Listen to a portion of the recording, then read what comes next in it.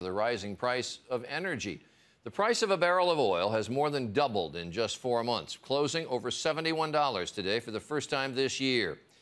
As everyone who has filled up recently knows, the price of gasoline is escalating as well, and that poses a threat to the country's economic recovery. Here's Dan Harris. This is retiree Judy Lidowitz, who lives outside of Los Angeles. Driving, she says, is her connection to the outside world. But if gas prices keep going up, she'll have to stay home. It is scary. It's hard to get around without using your car. And this is Tim Young on a trip to visit colleges with his son. He's been hit hard both by the slowdown at the car dealership where he works in Michigan and now gas prices. I look for the self-service to save the dime, and it's a lot. Judy in Maryland told us, I'm starting to feel the crunch again in my pocketbook. The pain at the pump is creeping back nationwide.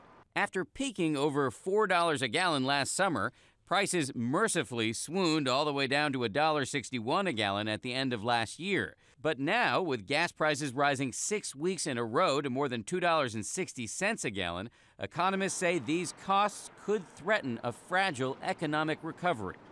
Just look at this graph. You can see that as gas prices have gone up in recent weeks, consumer confidence has gone down.